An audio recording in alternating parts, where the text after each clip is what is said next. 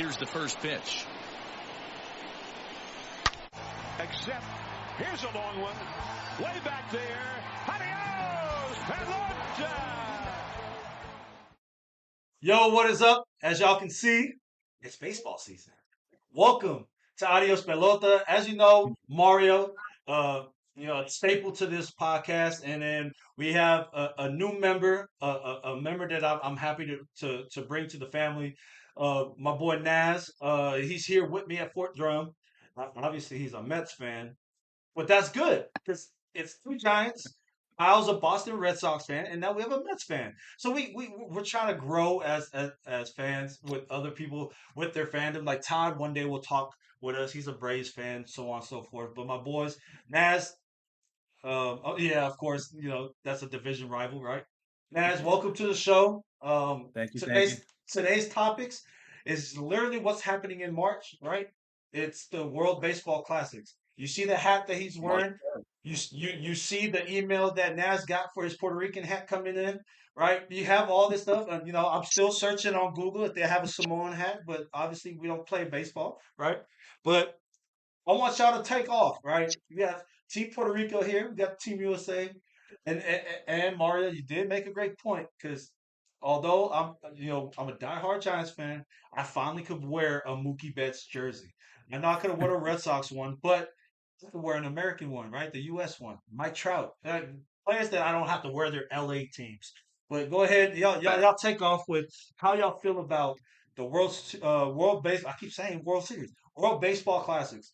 The teams you guys are rooting for, the teams you most want to see. Like, yeah, just take over. I'm excited, first of all, because finally baseball's back. Pitchers and catchers are reporting. We have our first spring training games that are in. I've been honing in, watching every so often today. I've been bouncing in and out of games, watching a lot of the split squads play. But finally, we get the World Series Baseball Classic back after missing it, in 2020 due to COVID. 2021. I've missed it. I like this time of year because now I can get all my USA shit, essentially. You know what I mean? I got my old USA hat up there. I'm going to order some jerseys. It's nice because you finally get every year you get your first sense of baseball is back when pitchers and catchers report. But now you're getting what I feel are meaningful games before the season starts, which is great. So I'm excited to see all these teams play. I'm probably going to watch as many games as humanly possible while I'm at work, not working. And then I'm first game's the 7th. We got Cuba, Netherlands. I'm excited because that's a big game. Netherlands is super underrated. I'm just happy. I'm happy. This is my favorite time of year. I'm happy baseball's back. Yeah. I'm just excited. I'm super excited for baseball this year. It was a rough ending to my team's season last year against the Disappointed me, Padres. man. Oh Man. man, if you were disappointed, can you imagine how I felt sitting here? But with the WBC finally back, we skipped 2021. Obviously, it was the post-pandemic season. We are first allowing fans back in. But this is exciting for me because the WBC is baseball's version of the Olympics, where the only thing in the tournament is baseball. Obviously, baseball is not part of the Olympics. So this is our version of that. And only the top 20 teams in the world get to compete in this type of tournament. And that's what I'm looking forward to. You get to see players from national teams that you don't really get to see on a normal basis, sort of similar to how the World Cup is for FIFA. You get to see all the national teams. I think that's the fire that's lit around the WBC. And it's beautiful that you said that about the Olympics, though, because the Olympics happens when the summer, and what's happening in the summer is baseball. So you're like, if they have baseball in the Olympics, this is the reason why I read a story about this, an article about why they drew up the WBC is because you're not getting the best players to join in the Olympics because they're in mid-season. That's why they do it right here before spring ball or during spring ball so that they don't interfere with the 162 games. So, Mario, I just wanted to chime in on that and bring that up. But what were you going to say? My other favorite thing, to add to what he was saying, is you see players that you don't get to see play every day, but you also get to see players that may or may not be young in their leagues, like in Japan or Korea, who may be coming to the league next year, which I enjoy as well. So you get a lot of players that come in from Japan, a lot of players that come in from Dominican Republic and Korea and whatnot that you get to see play against what is mostly major league talent. And then you get to see, and then when you see those names coming into the international pool next year, those names just solely based off of what you've seen from the World Baseball Classic. Because there's a lot of people that are watching, the Japanese baseball league out there and stuff like that. So you get that 100%. that international look at players. Absolutely. Another thing too, some of these rosters are like all-stars Stacked. times 1,000. Stacked. It's ridiculous. Talk to me about that, though. So I want to talk about these rosters, and I'm glad you segued that. Naz, talk to me about Team Puerto Rico. All right, so Team Puerto Rico, we're not as stacked as we were in 2017 when we faced USA in the championship game, but there's still some familiar names. You still have Lindor, you still have Javier Baez. We all know Correa withdrew. Supposedly, it was a player and team mutual agreement to withdraw from the tournament. I think it really had to do with that bum ankle he got. Yep. All the shenanigans that happened in the offseason with Correa, I think that led into this decision to just pull out of the WBC because he just got, I'm not going to say he got a massive contract, but he got more money than he was eventually not going to get. You know what I'm saying? Like, Giants backed out, Mets backed out. He had no choice but to take that contract. It was that, or he was going to take less than that, or another 3-year contract. But anyway, Correa backed out. You got the Diaz brothers, which I think is going to be interesting to see Edwin and his brother pitch together because that didn't happen in 2017, and there were some rumors of the Mets, wanting to get Alexis Diaz. That would be, I want to see that aspect on how those two brothers could go together. Oh, and you might not like this one, but Marcus Stroman did the jump from Team USA to Team Puerto Rico, which a lot of people had a lot to say about that, being that he should have played for Puerto Rico in 2017. And he was the main reason why we got blanked by Stroman in the championship game. He was a monster I was going to bring that up. He was a monster during that time. He won the MVP award that year for the team, like for the WBC, for the tournament as a whole. Stroman won the MVP. And that performance he put in the championship game, imagine the roles would have been turned had he been on the Puerto Rico roster. USA was carried by two people, Stroman and Adam Jones. Yes. That whole series. But you mentioned brothers, and what I'm excited to see from Puerto Rico is the Molina brothers are coaching. Yes. Ooh, I did not know that. You got Jose Molina as their first base coach, and Yadi is going to be their manager. So it's exciting. It's going to be interesting to see Yadi's transition from player to manager now, because he was the heart and soul leader of the Puerto Rico team in 2017. He was like the spearhead guy for that team and the unquestioned leader of that club. So it's interesting to see how he's going to transition, because a lot of these guys that he's going to be managing, he's played with, not just in the league, but also in the World Baseball Classic, like Javi Baez as well. So it'll be interesting to see how he transitions from that to manager, and I'm very curious to watch that play out, because he's that one guy that, like, he's that leader that what he says goes, and no one's going to question that. You know what I mean? As a player, he was like that. So as a coach, it'll be interesting, because like he's that guy where like his word is gold. You know what I mean? A lot of these kids grow up in Puerto Rico idolizing Yadi or Molina. So I have a question. Do you think this is Yadi's, audition to joining that coaching staff in St. Louis? Absolutely. I think he gets 100%. Hired on the spot anyways, like just because. It's Yadi Molina, a catcher's coach. Beautiful.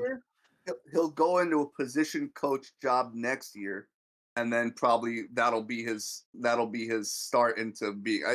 I see him as a manager eventually.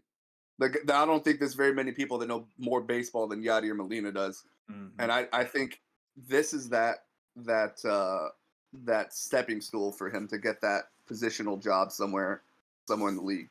Absolutely. So, how do you feel about that bullpen in general? Like, you mentioned the Diaz brothers, you mentioned Marcus Stroman, Jose Barrios is there. Like, how do you feel? How confident are you with? Because essentially, when you look at the Dominican Republic, USA, Japan, the top dogs like Puerto Rico, essentially it comes down to who has the better bullpen.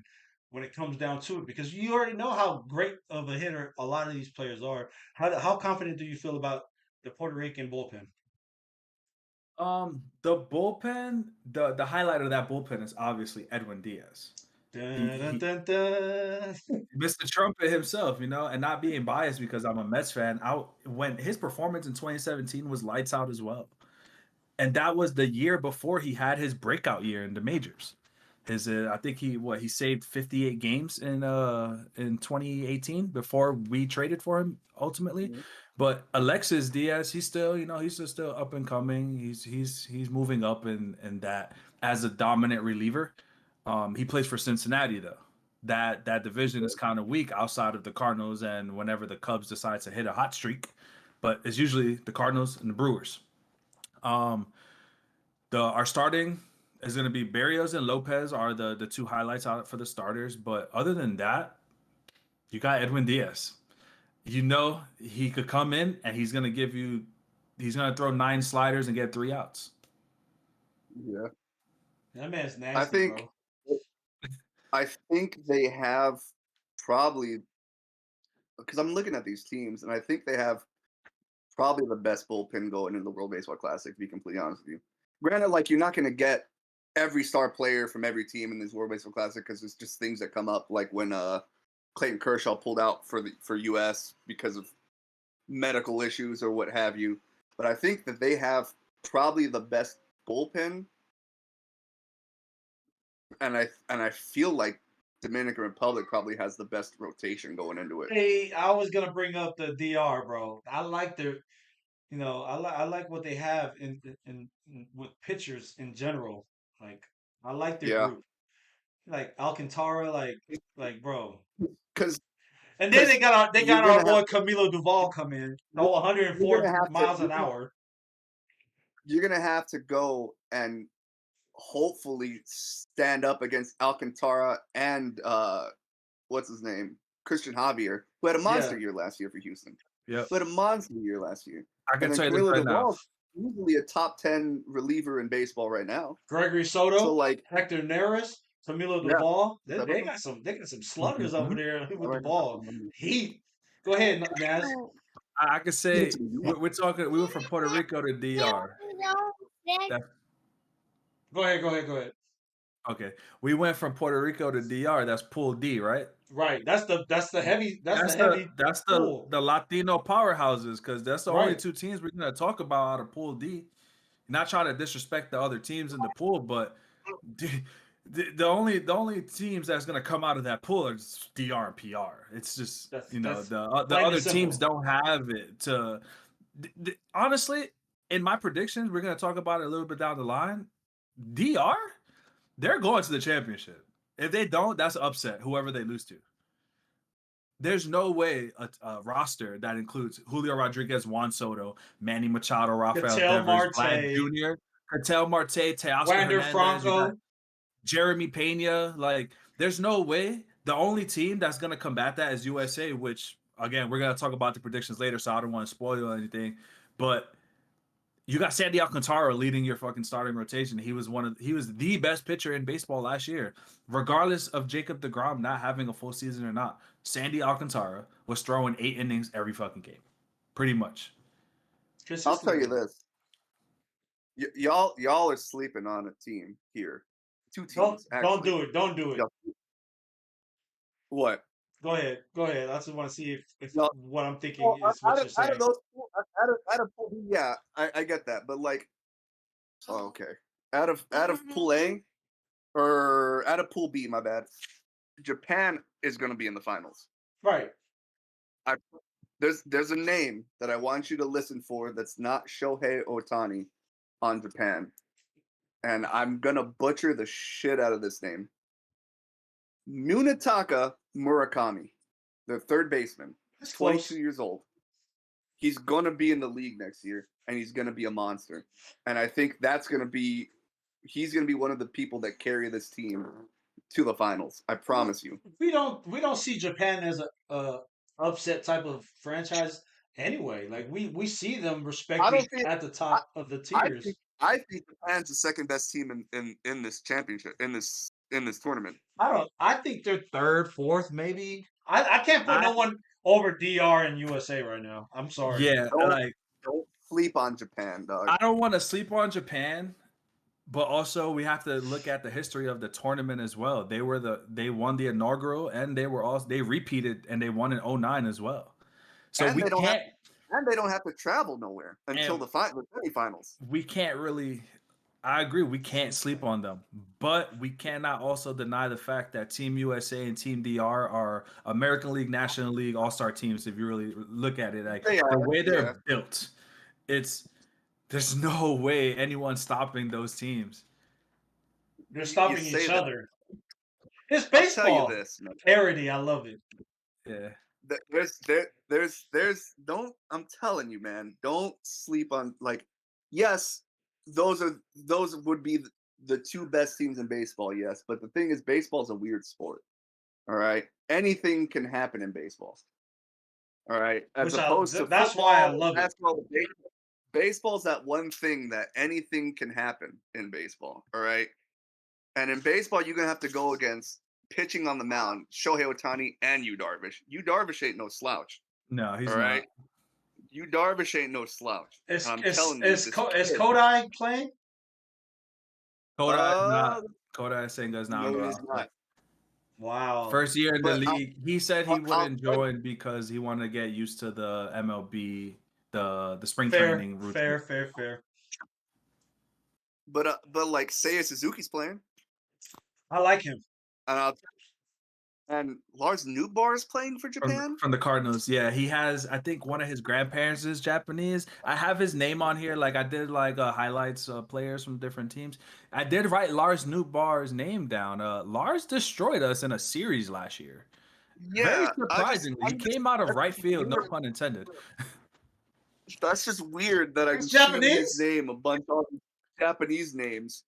You want to know what's even more weird? Tommy Edman is playing for Korea. Yeah, but how did that work though? Half Korean, is he? I think he's half Korean. Well, so what happens is that's my guy.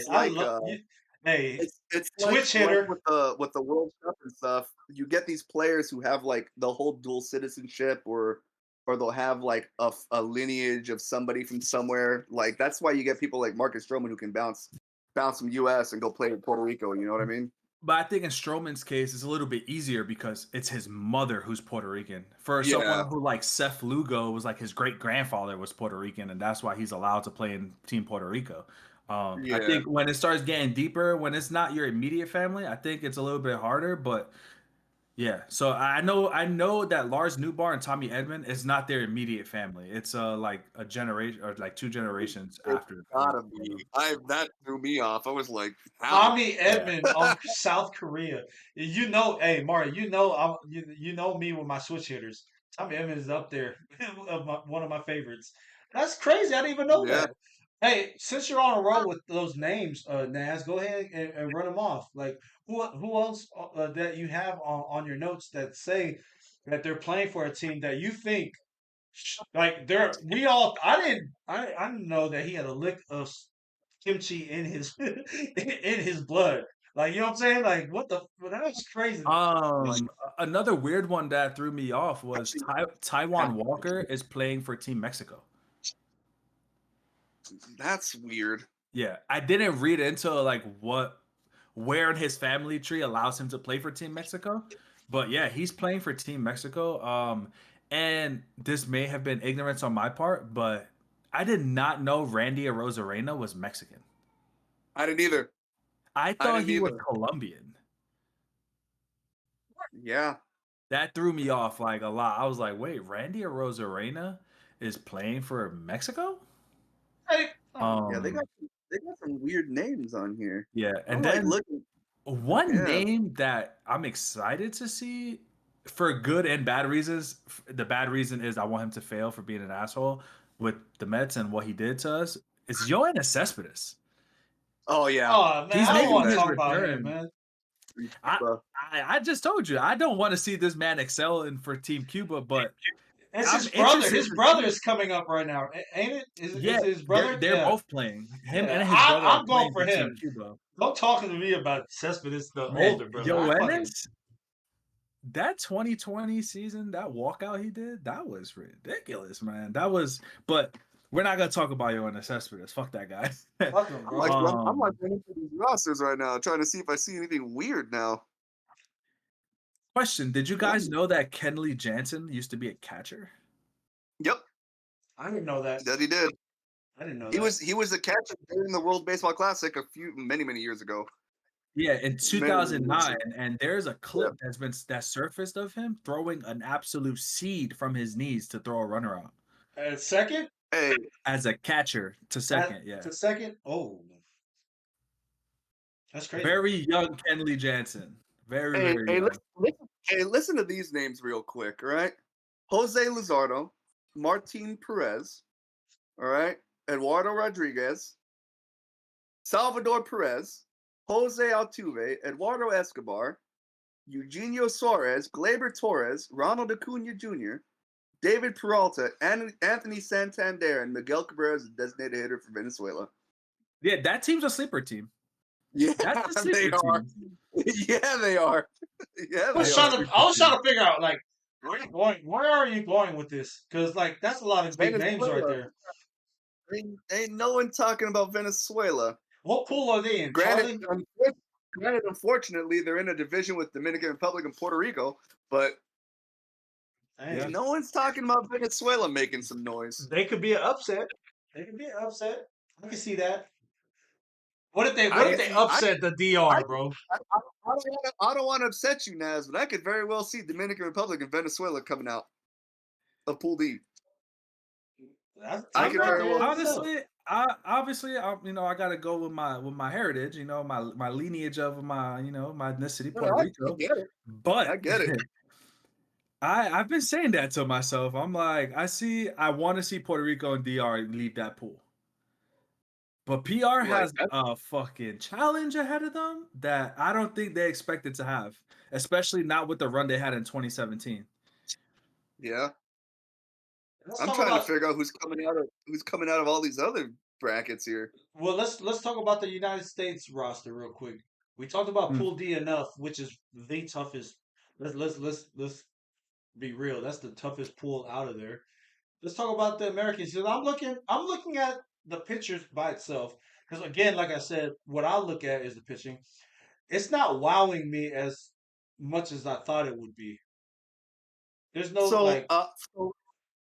So when it comes from the pitchers, I think Lance Lynn and Mike Mikolas are going to be your guys that are going to hold it down. Adam Wainwright's there, but I mean, they got some guys on here that would have been great to have on the U.S. team in 2009. Right. I'll tell you that. Or 2017, you know what I mean? But you got Devin Williams, who is going to be your closer. He's got to be. Like, I'm looking at all those guys, he's got to be your closer. I would have put Devin. Adam Ottavino and Ryan Presley both can hold down. Ryan Presley had a monster year with Houston as well. Right. That's what I was thinking. As their closer, I think it's going to be Presley. Like when you look at their bullpen, David Bednar, Presley, Devin Williams are monsters. Yeah, they are.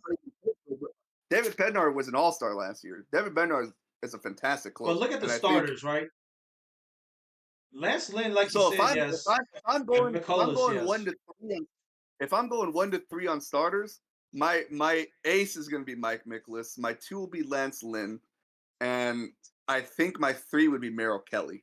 To be completely honest with you, they actually have a very underrated bullpen. Hey, I can tell you this right now. Don't sleep on Merrill Kelly is ready to take that next step in Arizona to being the number 2. What's that? I like the Ottavino take. Ottavino had a very solid year for us last year. Yes, he did. He earned himself a nice little contract.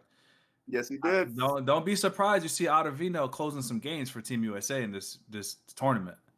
I wouldn't. Just imagine Clayton Kershaw gets you two innings. That's crazy. Clayton Kershaw's not even anymore. He's not? Clayton Kershaw pulled out and Logan Webb pulled out. And don't forget one more person who pulled out. Who? Nestor Cortez. What? Yep. Nasty Nestor pulled out because he caught a hamstring injury, so he was forced to pull out. Yeah. You know who should have joined? Was what's his name that got suspended from the Dodgers? Bauer? Oh, Bauer. He should have came in here. This is what he should be doing his showcase. I like him, bro. I didn't like him trolling my Giants, but I like Bauer. You got 2 MVPs on the roster, another perennial MVP, and Nolan Arenado, who's always in the talks for that. Well, You got I'm not Goldschmidt. even in there. Yeah. Oh, I'm looking at their hitters. Like I think. Oh man, That's a scary lineup. I'm looking at it. The thing is, with the U.S., they have the 2 best catchers in baseball on the same team. Will Smith and JT. Yeah, those are the 2. Kyle Higashioka will never see an at bat ever. It's good experience for him as a Yankee.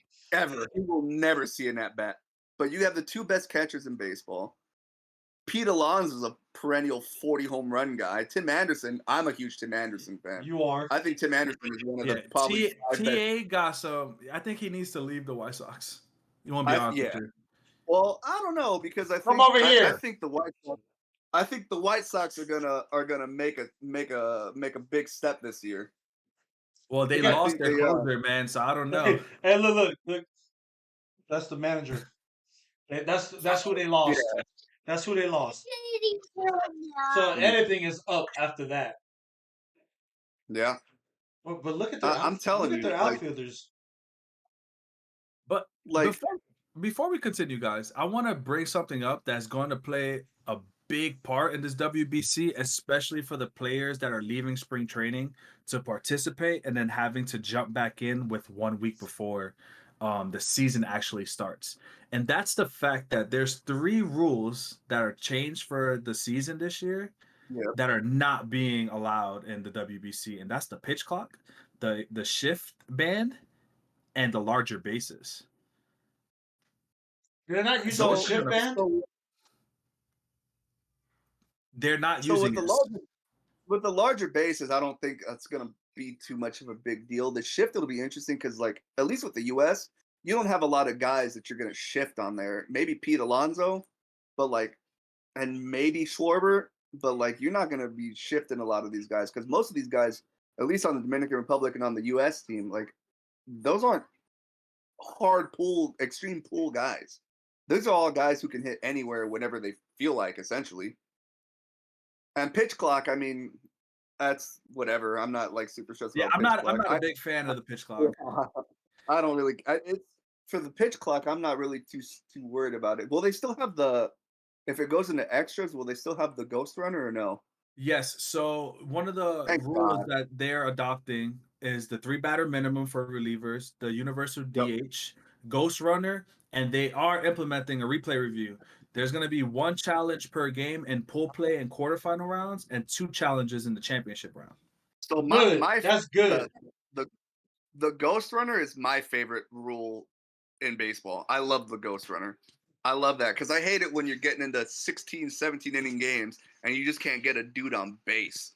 And like people are just struggling to get a dude on base. And then you get people like fucking like Pete Alonso trying to swing for the fences every play just to end the damn game. Like, there's also a mercy rule. What's that? There's also a mercy rule being implemented. Well, it's been around for the tournament. Just you don't see it happen often. The last time it happened was in 2009. And unfortunately, it was PR mercy ruling USA. But just a weird. I don't think we're gonna see a mercy rule happen because these teams are kind of stacked. Maybe in the pool play. Well, not on these teams. You'll see. I'm sure Israel will get mercy ruled. Or Italy. But the mercy rule is leading by 10 after 7 and leading by 15 after 5. So it's pretty stretched. It's pretty stretched. They have softball mercy rules. Yeah, that's literally what it is. Yeah. U.S. got a squad, man. So we're gonna talk about this too, right? I'm looking at the pools right now. We talk about the heavy hitters. You hinted. And for the record, before you get into that, and for the record, the hitting coach for the U.S. is Ken Griffey Jr. All right, the GOAT. All right, the GOAT. Nice. Their pitching coach is not a slouch either. Andy Pettit, hell yeah. I didn't. I'm not. See, y'all giving me news right now. And then, there's a familiar name for you, Fred. Their bullpen coach is Rags, bro. Dave Righetti. My guy, he's back. That's crazy. Yes, Wait, is he in any other major leagues, or he just came out of retirement for this? I think he's a pitching coach. I wanted to say he was a pitching coach in New York, but I could be wrong. The nerve of the Giants. Dave Righetti is a goat, bro. The pitching goat. Oh, The let's see where freaking he at. goat, bro. Look it up, please, because my internet's Let's find out. Dave Righetti, bro. I'm doing the same thing right now as we speak. You No, can't he even- ain't even coaching right now. Yeah, he's can't- not. I was gonna say I thought he retired with Bochy until Bochy want to come Yeah, over here to the He Texans. hasn't been a coach in 2017. Yeah. So again, I'm gonna bring it up. We talked about Venezuela being that don't sleep on. What other teams do you see we shouldn't sleep on? Do you see The any Netherlands. others? Talk to me about the Netherlands. 'Cause I'm about to Yeah. look at the So, roster right now. What people I've Oh mentioned yeah, this before. you're gonna bring it up. Yeah. Yeah, what people sleep on the Netherlands is if you were born in Curacao or Aruba, those are in the Netherlands Antilles. So those are owned. This is a geography lesson. So they are owned by the Dutch, all right? And nobody sleeps on that. So you get Xander Bogaerts on that team. You get Kenley Jansen on that team. You get Didi Gregorius. You get Jonathan Scope. You get Andrelton Simmons. You get guys who have had accomplished careers or who are accomplished players in the major leagues. Jair Jurgens is another guy. Pedro Strop, who's a pretty solid reliever as well. I was just looking at that too. Yeah, so you get a lot of these guys. People are just like, oh, there's nobody on the Netherlands, but people don't think about these guys that are born in Saint Martin, Aruba, Curacao. These are all guys that play under that Netherlands flag because they're owned that's a Netherlands territory. This is my in the question. Caribbean. What team does Bochy coach right now or manage? Is it- Rangers. No. For the WBC. Israel. Mm. And tell me about Israel. Why did he decide to choose to go there, or at least I guess it's not entertain? I was wrong. It's Ian Kinsler. I thought he was. Maybe it's Italy. I could be wrong. It might be Italy. I was looking at Italy right now, and I was thinking the same thing. It's something with an Yeah. eye. Kinsler is coach in Italy. They did announce that, and then Kinsler also got a kind of coming off the WBC. Kinsler is now a special assistant in the Rangers organization, which is I think it's cool him going back to his stomping grounds. But this is his entry. He said he wanted to start get into coaching positions, and this is his audition. They've said that on MLB Radio. I lied. His team's not even in the World Baseball Classic. He was managing France. France. Oh well. Maybe he's got some French heritage. I don't know. I don't Yeah, know about it that. was France. My bad. But they're not even in it, so it doesn't even matter. So I'm looking at the other teams. I don't see nothing that pops out. Cuba. Does that pop out? Cuba's, yeah. Yes, it does. Cuba's got some people on there, but these are all I think your big three is going to be Dominican Republic, U.S., Japan, and then Puerto Rico as well. Those are going to be your big four. And then after that, every other team has players, but a lot of these are unknowns or players who have flamed out trying to rehash some of their shit. The best You forgot part. a team.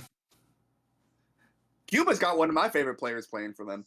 Who you Luis saying, Robert. Naz? Luis Robert. Lou Bob, bro. So you did it. You mentioned Puerto Rico, DR, USA, and Japan, but we just said it. That Venezuela team is gonna surprise some people. Yeah. I think. They're not gonna be put down easy. No, yeah, they might go down, but it's gonna take a few shots. Well, because Pablo Lopez and Martin Perez alone are two aces that anchor their squads. Those are big names. Those are big names to ace. And Jesus Eduardo, it would for me would be a fantastic 3 on any team, and he can be a 3 here, so we don't have to lean on him. But you got some pretty good players there. Eduardo Rodriguez is a fantastic bullpen guy. Ranger Suarez, when he had a pretty solid year last year with the Phillies. Mm-hmm. You have some pretty solid guys that can pitch here. And Jose Alvarado, Julius Joaquin. You got some pretty solid guys. Yeah, that pitcher from the Phillies, he pitched very well in the postseason as well last year. Yes. So it'll So be interesting to see how it plays out. I'm excited for this. Of course, as a baseball fan, you want to see the best play the best, especially when they're representing their heritage, right? There's gonna be a lot of pride, especially when you talk about the PR and the DR. They take this serious, especially if they're representing where they're from, and that's why I'm so This is happy what about this. So yeah, this is what I'm happy about because what the World Baseball Classic represents is the spark for the future. You see these kids looking at their upbringing, like kids in Puerto Rico and Dominican Republic looking up and like, man, that's gonna be me one day. That's gonna be me like one day. This is like dope, man. This is awesome. DR, Puerto Rico, Cuba, like these are the teams that I equate to like Brazil and France and England when it comes to soccer. Soccer, Like these yeah. guys, this is what they grow up doing. You know what I mean? These are what you see these stories of these guys playing baseball with nothing but a stick, and they're using cardboard as a glove. Like these guys, this is what they grow up doing. It's This is when they're beautiful. not doing whatever it is in their life that they're doing, school, work, what have you. This is what they do. They find some old parking lot somewhere or some old park somewhere, and they play until the sun goes down. Like this is Naz, the lively. Naz, you ever experienced that when you went back to the island? Actually, the last two times I went back to the island, I was 11 the first time, and then I was 16, and a lot of people played basketball over there. So it's weird when like just in general, society likes to throw like baseball as the Puerto Rico sport, but honestly, on the island itself, basketball is what's popular. I never played baseball in Puerto Rico. Like none of my cousins played baseball. Um, but yeah, like the thing you see a lot of people playing in Puerto Rico is basketball. That's crazy. That's a take that I never thought because you mentioned it, but you didn't put it in that word of stereotypical when it comes to the cultures. You think DR, you think PR, you think of, those places, you think baseball. You know what I mean? You think Cuba, you think baseball. So it's crazy. Go ahead. I know you're gonna say something. In the town where my family is from, Gurabo, there's an academy there, which is the academy that Correa was actually drafted from. But most players, if you notice, like for example, Francisco Lindor, yeah, he grew up in Puerto Rico, but where is he mostly known for playing baseball at? His family moved to Florida for more opportunity because there really isn't like yeah there's like Carlos Beltran and Carlos Delgado, they have academies on the island, but where's the real opportunity at? Even though Puerto Rico is part of the United States, you're still going to come to the States to have the opportunity to play competitive, like especially collegiate level baseball, the D1 schools, Stetson, and all those types of schools. That's the players. If you're from Puerto Rico, you want to play baseball most of the time, unless you're like Correa, you just have that natural raw talent and you could make it off the island. They come to the States to play baseball. That's a good take though, because I never thought of that, and I'm glad that you brought it up about Puerto Rico, because it's crazy. Because when I think Puerto Rican basketball, who do you think of? Carlos Arroyo, right? Like Yeah, you think of Carlos Arroyo all day. JJ AJ Barrera, Carmelo Barea. Anthony. JJ Barrera. I was Carmelo about to Anthony's say Puerto Rican. who? Carmelo Anthony's Puerto Rican. I Carmelo always, I Anthony. always wished he played for that, but that's beside the point right now. So we talked about the World Baseball Classics. I want to talk about the season. It's upon us, y'all. It's upon us. As a Giants fan, I'm not looking forward to it, but it's upon us, right? I want to talk about the power rankings that came out, and I want to talk about these teams. I just want y'all, to get, elaborate on these teams, right? Of course, number Okay. one is the World Series champions, right? We're gonna go with the Houston Astros. Talk to me about the departure of Justin Verlander and all this stuff, and what you saw the offseason do for this team, which I believe cutting Justin Verlander didn't mean anything because they knew how to grow their AAA team and AA and all that stuff because they got some young pitchers in that pen that showed out last year during the playoff run. I believe they did it the right way. I know they're painted a particular picture on what happened against the Dodgers in the World Series, but winning this one fair and square, especially with Dusty Baker.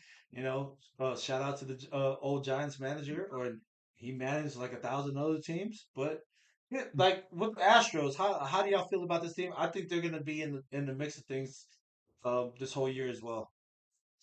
I don't think Verlander leaving is going to be that much of a hurt for them Right. because of the people that they Absolutely. have already. Absolutely. And if you saw, Justin Verlander was a shell of himself in the playoffs. He was not. He was not the guy who won 20 games and won the Cy Young in the regular season. They were in a fortunate. They were so fortunate with their draft and their farm system, where they took a chance, let let Correa go, let Jeremy Pena go in, and he became a hero for that team in the playoffs. Right. You know what I mean? I think Jeremy Pena, you found your next guy up in that regard. Um, Jose Altuve is, as much as I hate to say it, one of my favorite players to watch. I grew up a second baseman, so I watch a lot of second basemen. I love him, bro. I love his game. I, I do, and the guy is consistent. The guy's a consistent 280 plus hitter. He's going to bop you 200 or bop you 20, 25 plus home runs. He's going to hit you 80 plus RBIs. They had that pickup with Jose Abreu, which I think is going to be a sneaky underrated signing, but because he's a lot better at the glove with his glove than Trey Mancini was last year. He's just a better defensive player than Trey Mancini. But I mean, when I say a better defensive player, don't make me coerce you into thinking he's going to win a Gold Glove anytime soon. But the guy he's won an MVP. He's a fantastic. He's got power to boot, and they didn't really lose anybody lose anybody that would hurt them. I think they're gonna go far, obviously, but I think the one guy to look out for is Chas McCormick. I think he came out very well last year, and I think this year he's going to take that next step into being one of the better outfielders in baseball. So, and you can't talk about Houston without talking about Air Jordan. The dude's a beast. Yeah, He's a freaking beast, bro. Yeah, the dude's a monster. Can't field for shit, but now you have a DH, and they both have DH, but you don't need him to.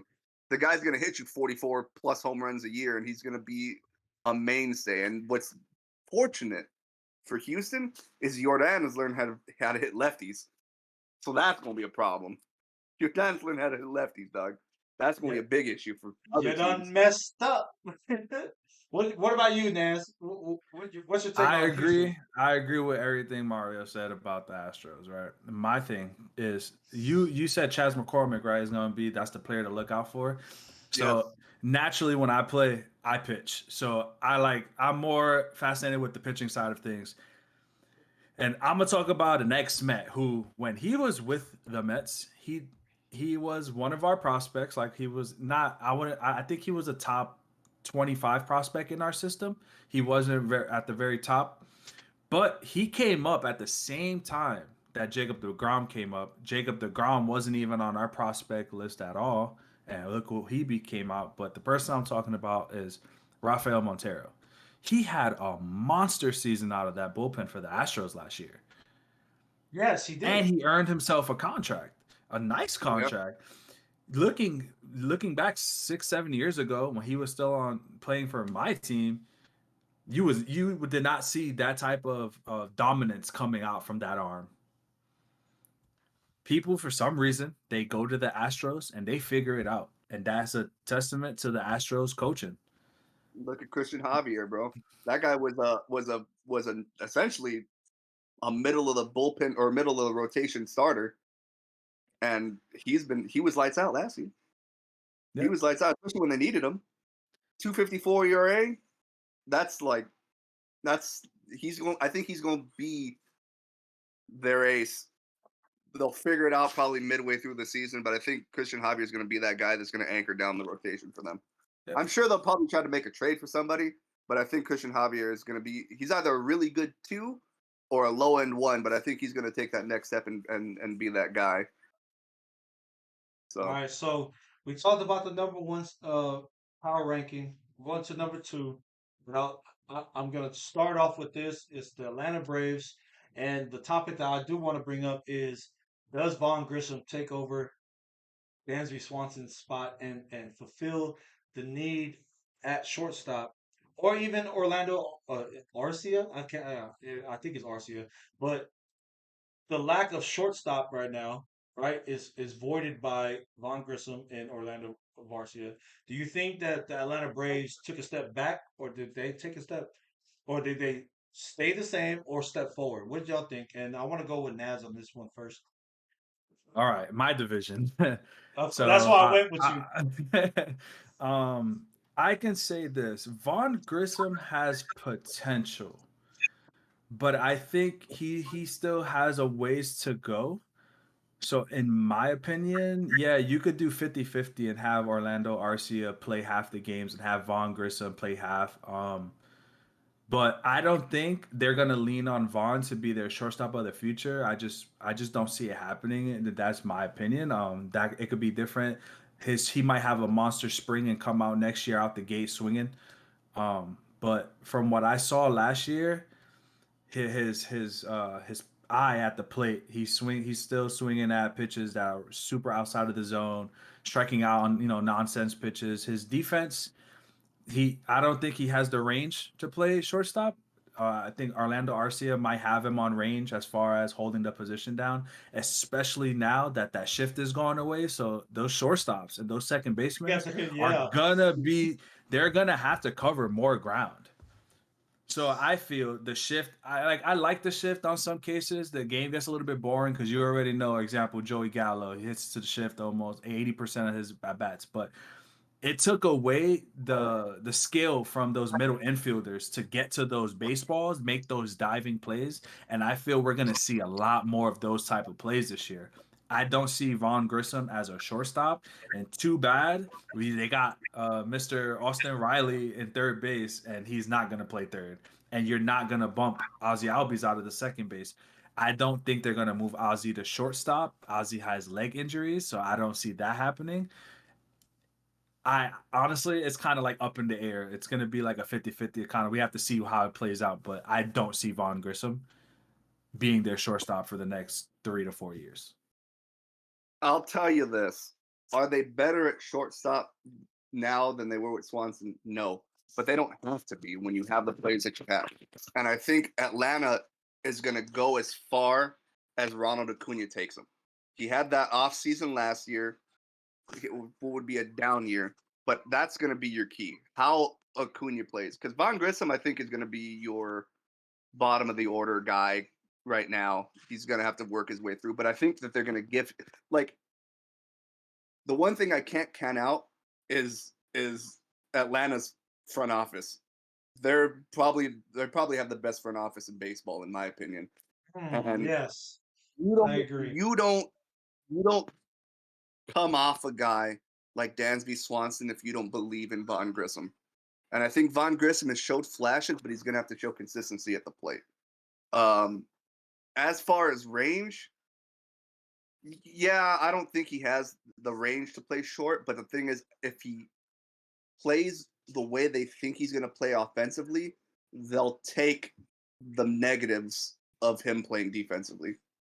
So kind of like I'm not comparing the two, but kind of like a Fernando Tatis type thing. He's awful defensively, but you're going to let him play the shortstop position because the guy's going to hit you 40 home runs. The guy's going to hit you 40 home runs and hit you 100 plus RBIs. So you're going to take that. But I think as long as Acuna bounces back and plays the way we know we've come accustomed to Acuna playing, Atlanta's going to be fine. Atlanta's going to be just fine there. You don't really need to lean on Grissom, but I think Grissom's going to get every opportunity to solidify himself as a starting shortstop. Exactly. He has to. He has no choice. He has to. Yeah, he literally has no choice. Like his name's been out there even when Dansby was still there, like as the future. You know what I mean? Like there's no choice. He has to. But we're gonna go to the third place team on the as far as the power rankings go. Prior to going into the league, it's the New York Yankees. Now we're gonna talk about two things that I'm torn about. That's too high. That's too high. I'm just too. I only have two takes on this, and it has to do with being a Giant. All right. One, Carlos Rodon is a New York Yankee. congratulations on your payment, but I really miss you already, right? And then two, who did they hire as their GM? Brian Sabian, the three-time Yeah. World Series champion with the New York Giants, going there, and then Aaron Judge giving us the big bird. We already talked about this already, but the Yankees, to me, and first of all, Isaiah Kiner Falefa. This is a Samoan, right? It's not Falefa. Those quit talking like it's a falafel, right? This is Falefa, So insane. right? Falefa. That's where my people's from, and that's the village that my family's from in Western Samoa. It's Fale Is it Fa. really? Yes, Fale Is it Fa, really? bro. That's kind Yes. of dope. It's, Huh.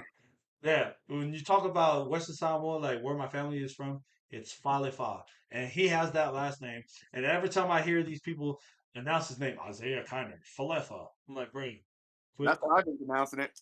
No, it's Fale Fa, bro. But I want y'all to talk about this. You got your prospects that play in Pennsylvania with Anthony Volpe and Oswald Peraza, players like that. But the Yankees are going to be the Yankees, right? The rich get richer. I'm just happy for Brian Sabian because I really wish he gets another ring just to flip off the Giants. Because why? Why did you let him go, man? That guy was a gem to our front office.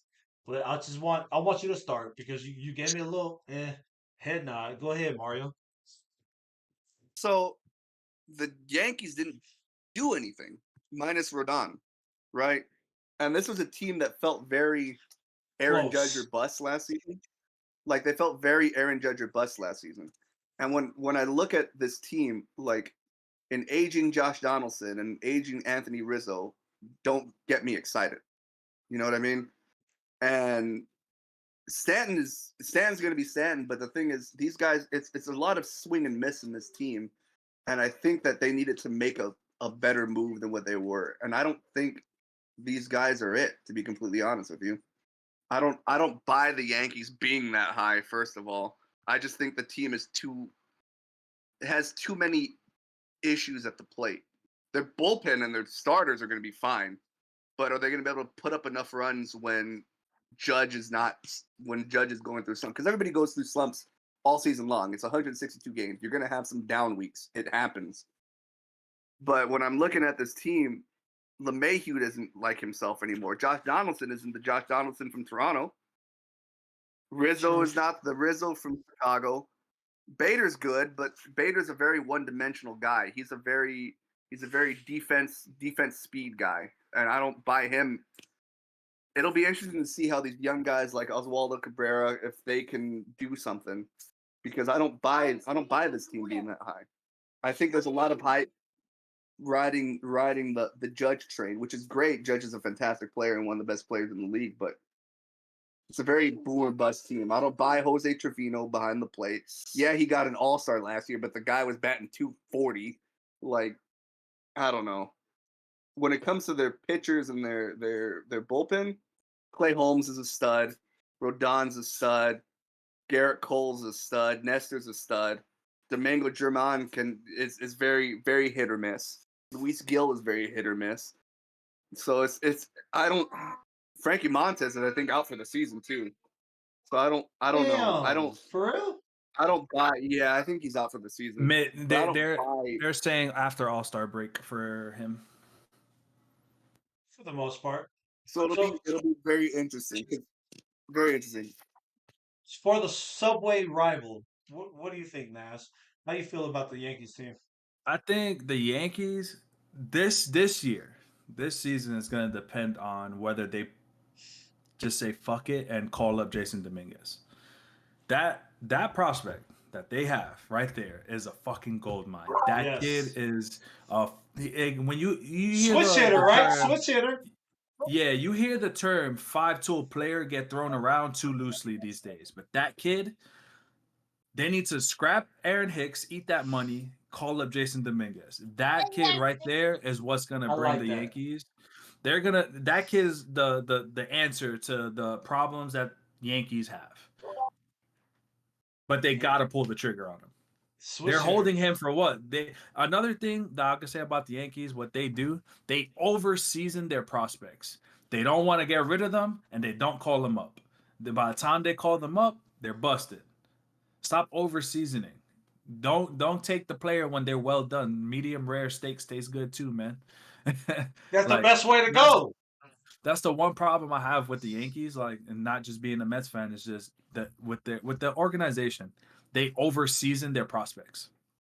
That's a good take. So the next thing we're about to talk about is the Subway rival, the number 4 power ranking team, which I was so disappointed in y'all last year because I had money on you guys.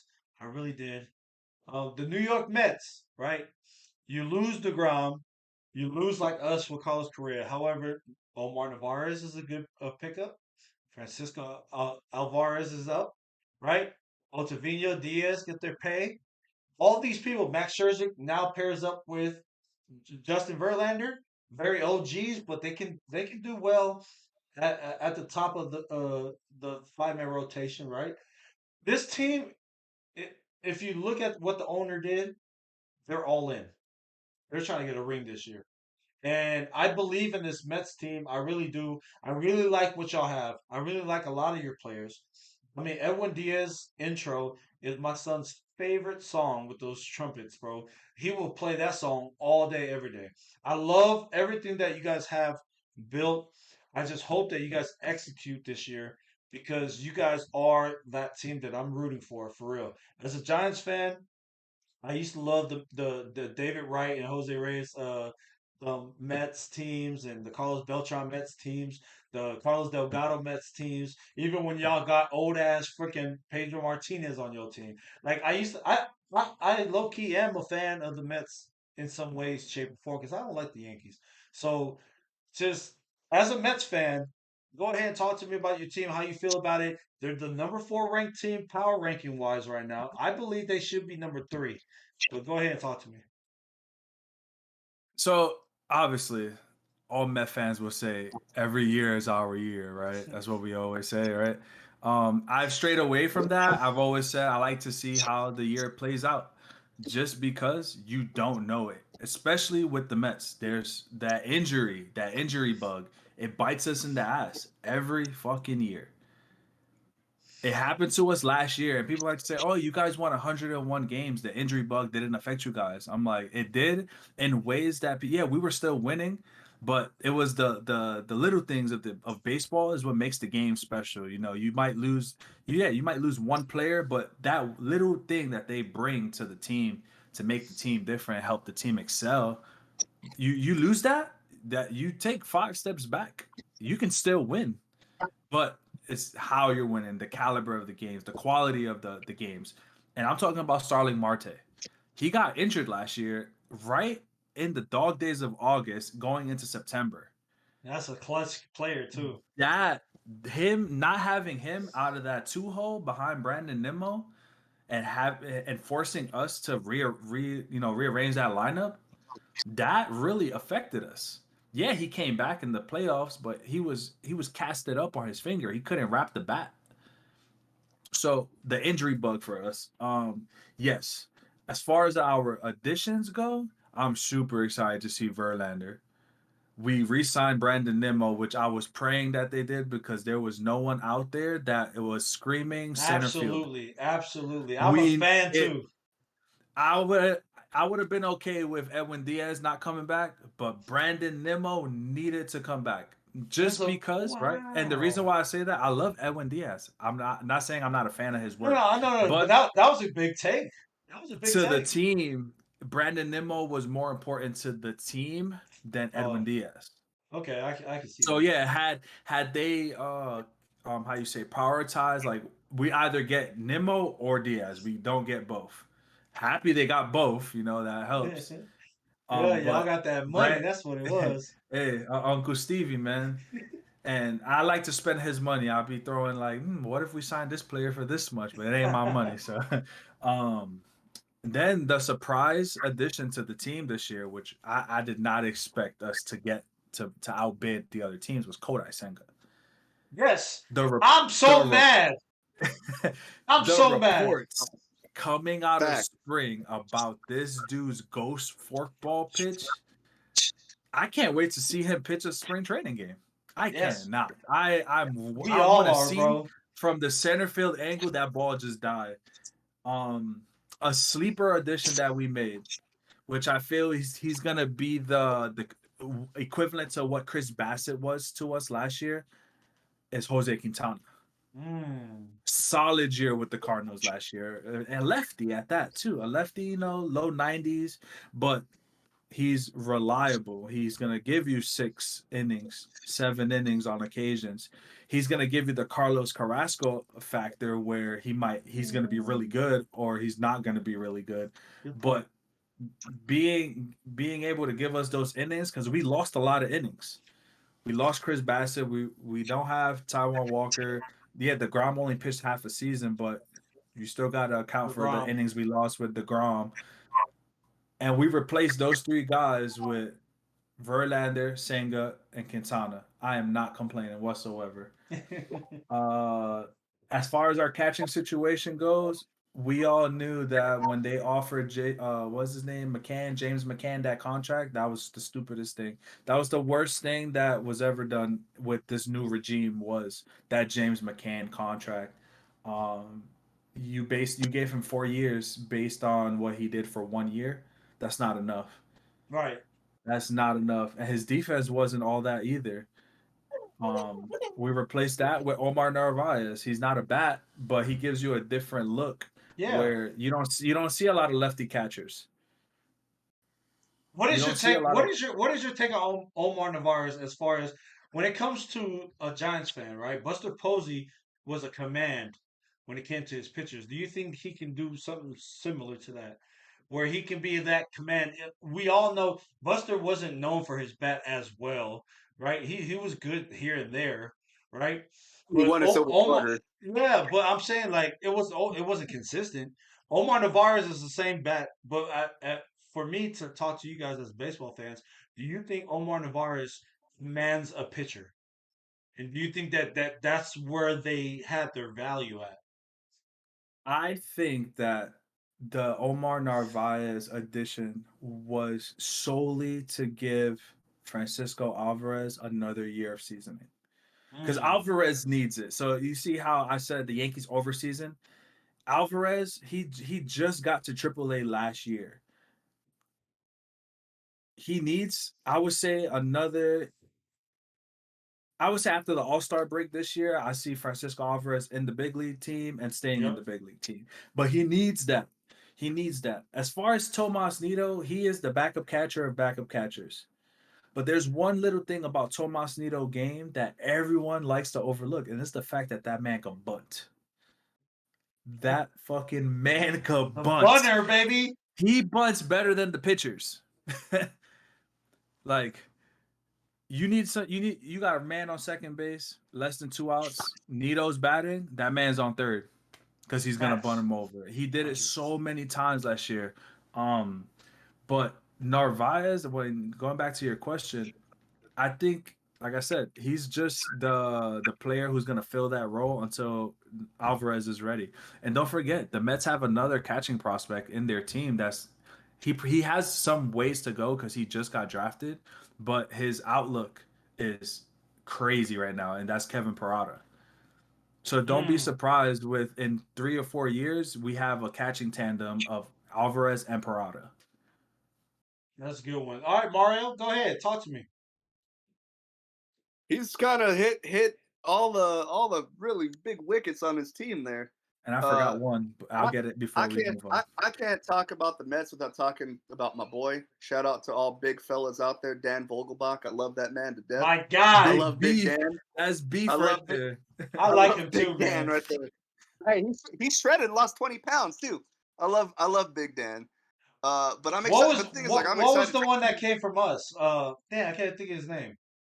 Darren Ruff? Sucks. Oh, I mean Ruff. My bad. Yeah, Darren Ruff too. Big fellas. But, I want to see. I'm excited to see some of the young guys that you guys got playing. Brett Beatty and Ronnie Mauricio. I'm interested to see how those guys pan out, because if those guys pan out, that makes guys like Eduardo Escobar tradable for more assets. I want to believe in the Mets so bad.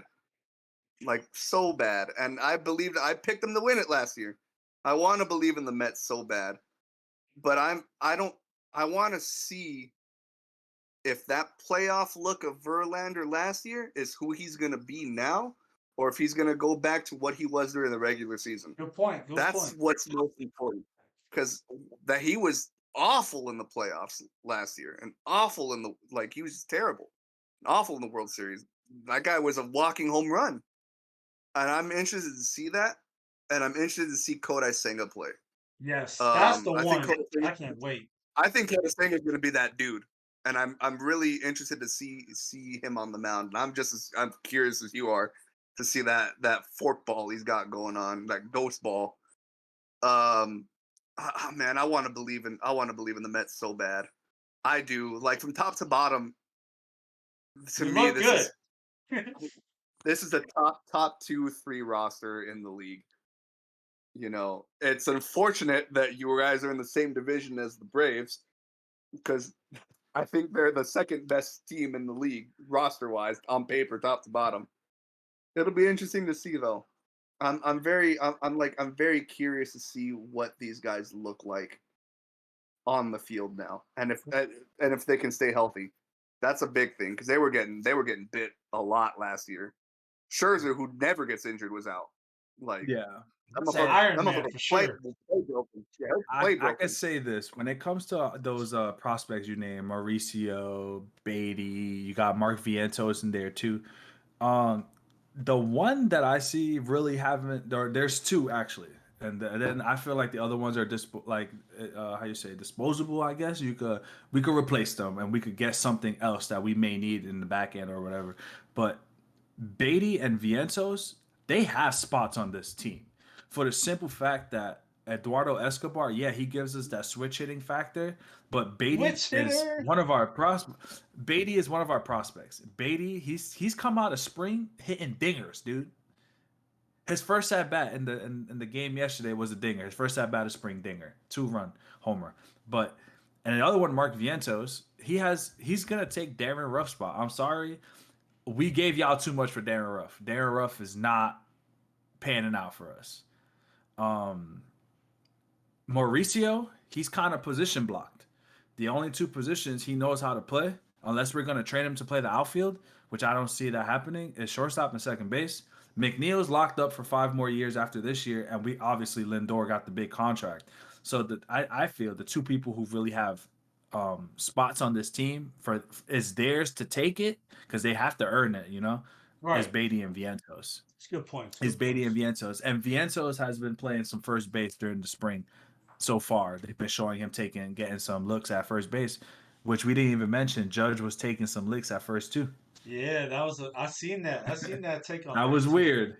That was weird. Did not trust in that spot. But to end our top 5 is a team that you don't want to talk about right now, right?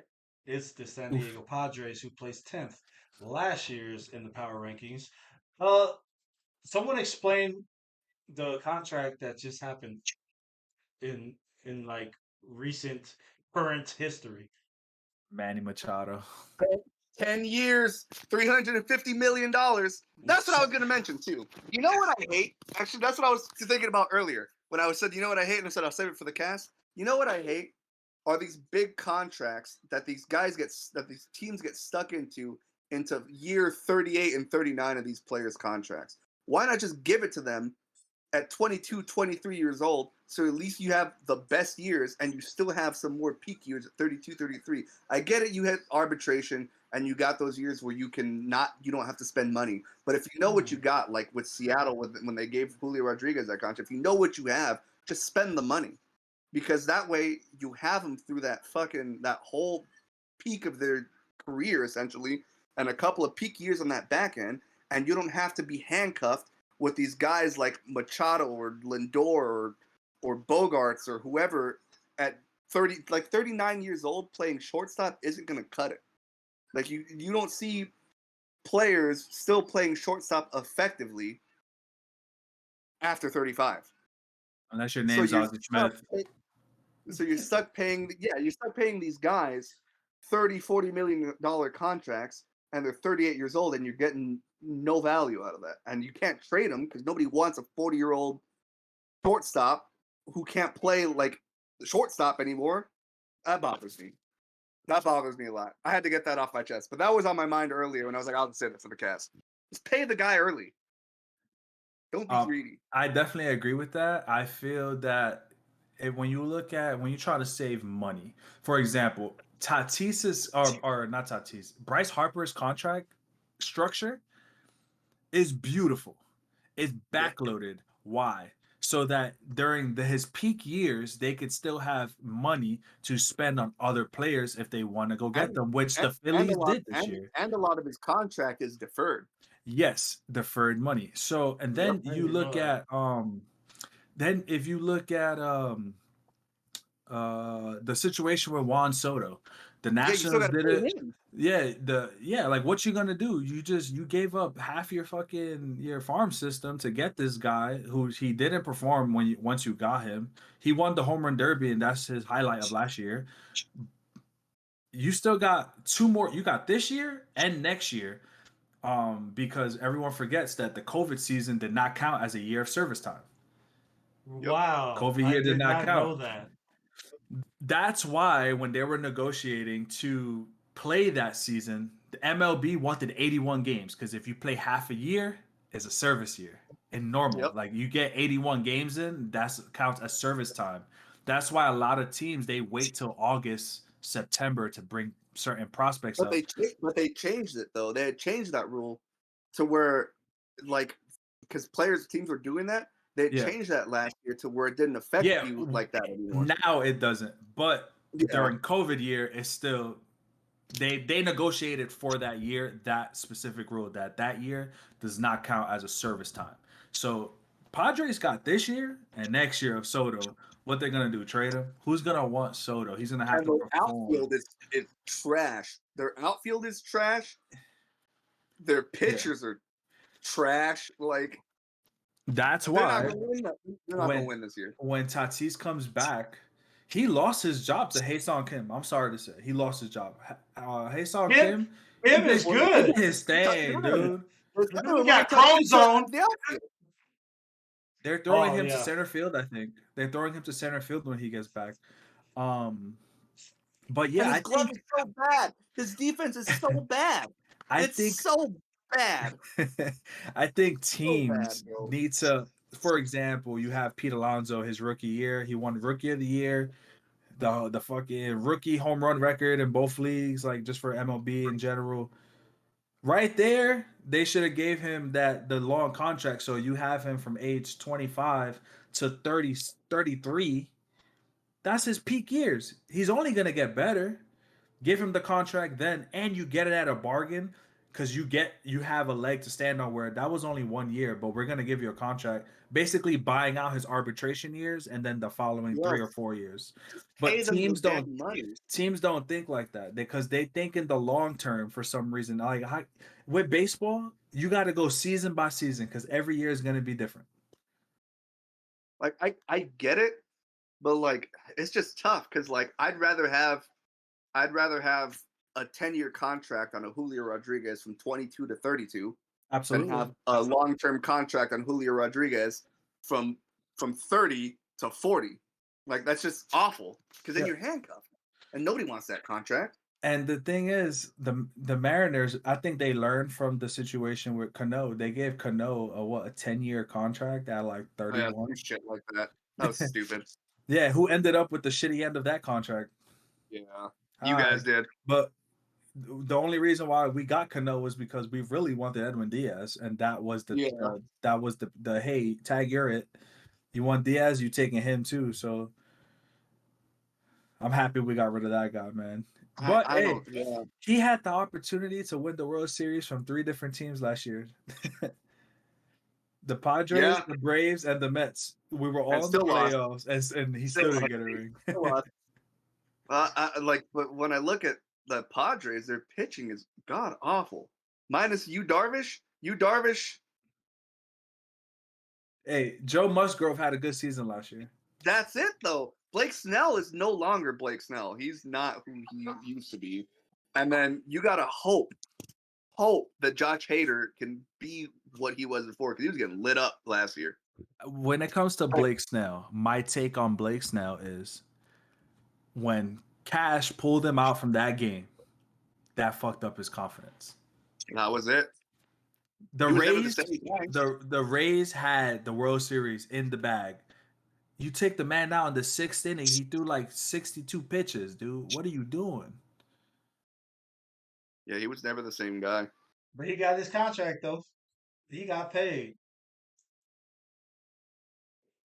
I don't know, man. I don't see it with the Padres either. I think that's too high of a ranking. But Listen, people value people. The issue is people value bats so much they'll overlook defense and they'll overlook pitching. And then once you get into the playoffs, what matters the most is defense and pitching. Exactly. You saw that with the Phillies. The Phillies made it. They did great, and then they got there, and their downfall was their defense. Right, and I can say this, right? Like I mentioned it earlier in the show. I'm a pitcher by trade. Every team I've played on, I pitch.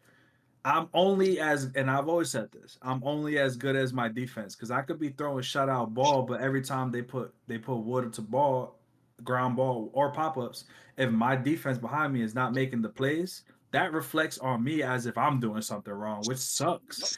Yeah. It sucks. But for a lot of these pitchers, I'm gonna use Jacob deGrom as an example. He was the Mr. losing by 1 zip in 2019 when he won his second Cy Young. Why? The Mets were hitting, and every time he was pitching, it was dumb mistakes made. Yeah. You're as a pitcher, you're only as good as your defense, and it sucks to say that. People underrate defense so hard in baseball. Yeah. They underrate that pitching as well. Like me, I'm a big defense guy and big pitching guy. Too. I'm one of those dudes that, like, I love. That's how we got 3 rings. That's like my thing. You know what I mean? I love defense and all that because I can't hit the shit. So like I like defense and all that. But like people underrate it so hard. But I'll take a guy hitting 280 and has solid defense over a guy hitting 220 with 40 home runs and who's fucking me every time he's out on the field. You know? It has all to do with that, bro. There's a lot of those.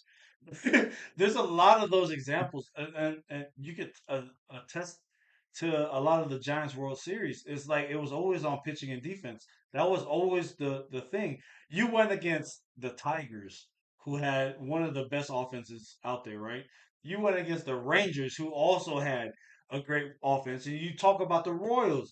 These guys had way better offenses than us, but they didn't play defense like us, and they didn't pitch like us. Those two things follow. It's the same thing with when it comes to other sports in football. Your run game and defense in the playoffs is gonna matter. It's the same thing with baseball. Like you need that to solidify. And then Naz, with you having that perspective as a pitcher, that's everything. How many times do you have a no where you have a defender talk about how nervous they were playing defense behind that because you didn't want to ruin that. That's another good example of like how both of those have to click for something historic to happen. Like it's what it is. It is what it is with those two.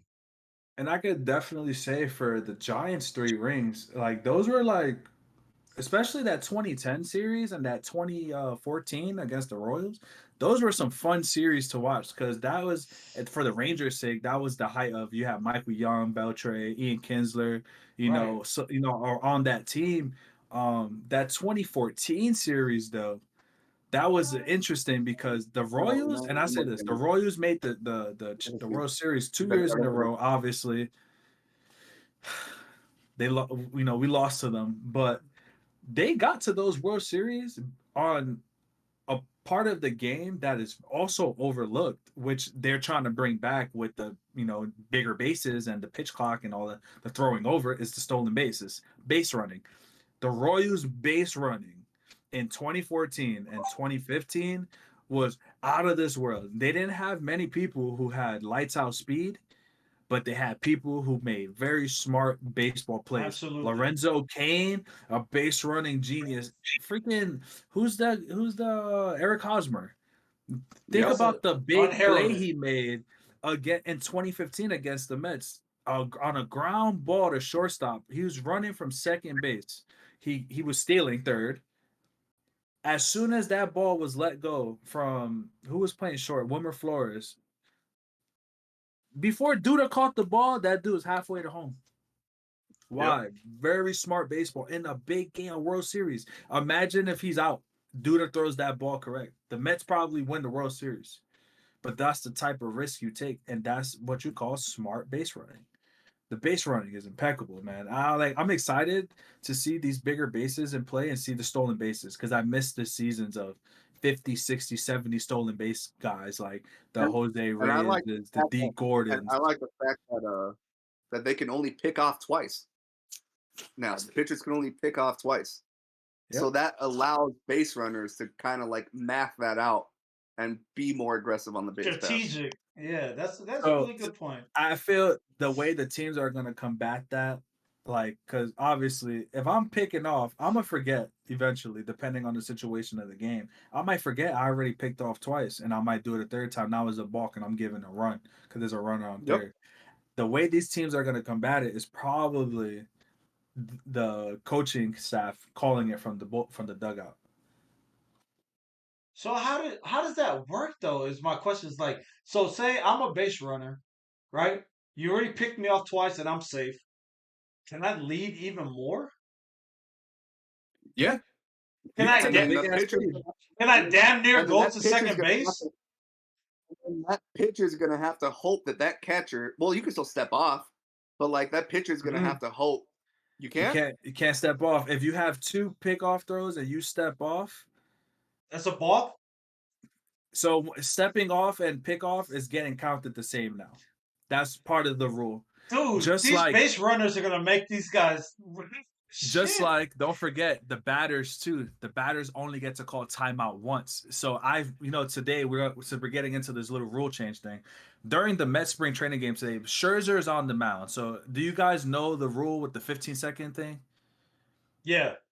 All right. So like the batter has to be attentive to the pitcher before 8 seconds hits the countdown, and then the pitcher has to deliver the ball obviously before 0. Scherzer was ready on the mound with like 10 seconds to go. The batter was ready. He held the ball until the batter called timeout. He held it till 1. Strategic. Because guess what? Now he's not going to take the balk or the automatic ball because there was no one on base. He made the batter call timeout. The batter was waiting there for a good 10 seconds. The next pitch, he did it again. The batter can't call timeout now because now it's an automatic strike. So strategy for the pitcher side, I think this clock is going to, as much as they think it's going to fuck the pitchers up, if they use it correctly, they strategize, they could use that shit to their advantage. Yeah, that's gonna be a new element to the game. I didn't even think about that. I'm gonna call it icing out the batter. Yeah, that essentially what it is. That. I like the chess game that happens with pitchers and batters now. Like if you think about it, like it goes more than you pitching the ball. But that's what I was going with when you talk about you try to pitch out twice, you're unsuccessful. Now the base runner has enough time to lead because you don't have that threat no more. Like I don't know how you cannot just at least like for me, I'm being like a baseball fan that's outside of what I like to talk about, right? Like casual. I can just go to the next base. Am I right? Like you cannot touch me. So in a case like that, if I'm on the mound, I've already thrown over twice. I know the runner was gonna steal, so now he's gonna take a fucking huge lead. This is gonna be the return of what we haven't seen too often: pitch outs. Where I'm gonna just throw a BB to the catcher outside purposely, so the catcher has enough time to just throw a seed to second. I think this rule is gonna lead to more. Not more, but less pickoff attempts. Because pitchers knowing that information, they're going to pick off less, and you're going to have to bank on your catcher gunning that runner down going to second. How many defensive first catchers are there, too?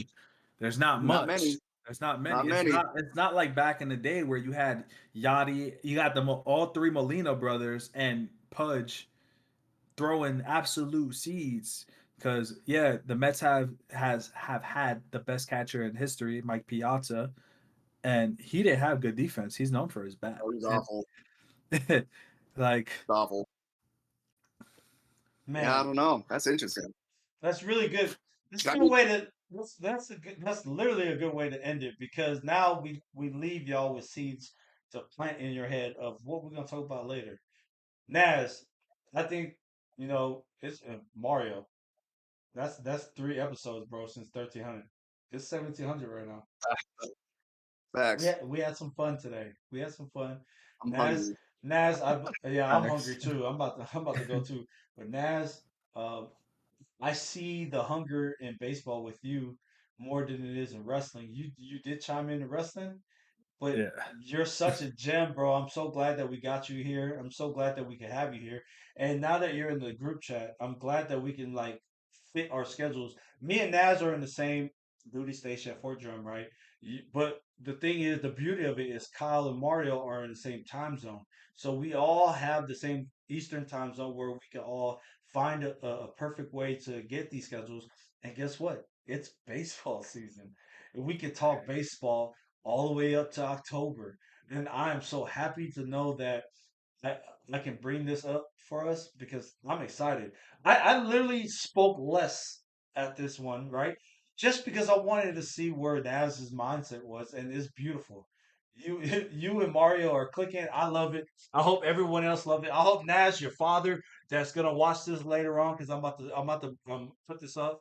I need y'all to do it because I gave up social media for Lent, so I can't put it on social media. But I'm gonna put it on YouTube, and y'all do the rest. All right. Like, comment, subscribe to the Sotaflix podcast. This is where's your phone at, Mario? With my son, he's watching YouTube. Oh man, I wanted to Oh, see let me see. Hold on. I'll give it back to you, Papa. Hold on. this. I got you. Right here. This is Adios Pelota. Hey, y'all enjoy the rest of your day. I hope y'all eat well. You know what I'm saying? I'll talk to you guys in the chat, y'all.